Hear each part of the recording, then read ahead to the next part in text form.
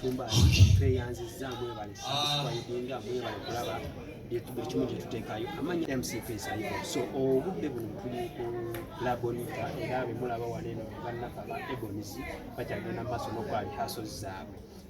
Kamera person esobola obbalaga nti bali ku stage bakola rehearsals. So tubagamba nti nno ku Lwomukaaga balina omuzannyo gwe bayita Ekoloddoli naye nga musaba busabi beera ku Kachumba TV buli kimu ogenda beera okimanya from red carpet paka omuzannyo gye guna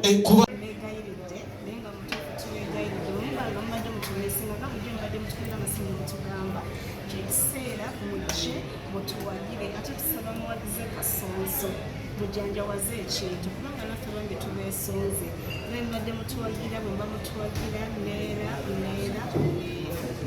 nazo gye munana and those are very limited chairs, so mitwalo 3 kwena ku 8. So abantu bade babuuza nnyo price kati balina okimanya nti ojjana 3 gy'onoogula n'oleetayo n'ez'ekikerenge wali bagenda basalira kapa VVI kumpulize bagenda basalirako mitwalo 7 instead of 8. Kati bannange mujje mulabe red carpet, mujje mulabe new talent gye tubateereddemu mu show. Nawe mukimanyi naffe betujja kubeera ku stage forever. The other time bali bambuuza retiring addi. You can't retire nga tosomesezaayo bagenda kudda mu bigere ebyo. So we have new talent, abaana bamanyi okuzanya abapya mwebali, abazinyi abapya mwebali, abalenzi abato mwebali. So ekintu kigenda kubeera nga kyamaanyi nnyo. You just have to come down and watch the show. Ebivulu bingi ebiri around town, but trust Ekoloddoli bangi babuuza what does it mean? Kitegeeza ki because you come on stage. I mean come to the theatre. Ogenda kulaba Ekoloddoli kyekitegeeza. Badde tubasomesa myaka 2. That is a very long time for us. Okubeera nga tubaleze tetubalaba tetubawuliza kati njagala mujje mulabe kati lwakuba bano mubalabye naye mubadde mukimanyi nti nno Sophie yayeruka mubadde mukimanyi nti nno Princess Becky Juko yayimpawa kyamulabe ono yayimpawa ono yawanguwa oli yajajja tofika kosa wuyo mumulabye ali ku 6 pack lwakuba tayimiridde jangu omulabe ng'atambula ku red carpet otukugambe what is this tubeesunze nnyo ate tubaagala nekyo mwerabira ennaku z'omwezi nga 26 this Saturday this very month this Saturday Theatre Labonita mujje tuchakalira wamu nawe. So wanna chill with the big boys? No, mbimazeeyo nsonyi wataata abantu tukyabali babadde batulinamu ennyota y'amaanyi abantu batwagala kubanga baali badde basobola okugamba nti abantu abo kabamala okwetereezaamu tulyoke tujje tulabe ebintu byabwe. What we are doing, we are acting day-to-day life.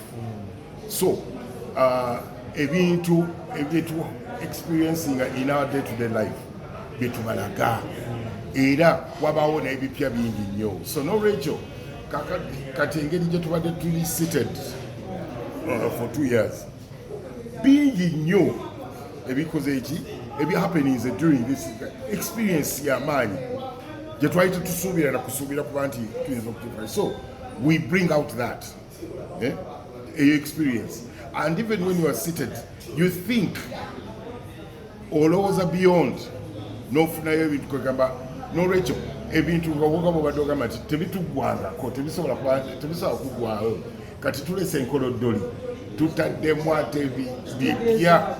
N'ekigambo kitegeeza ki? Very good question. Ekoloddoli nkusaba kintu kimu jangu nga 26 otuule mu theatre olyoke olabe Ekoloddoli ogitegeere omanye oba gwe Ekoloddoli oba Ekoloddoli yakulya oba Ekoloddoli. It's not an abusive word. No, you just come and see.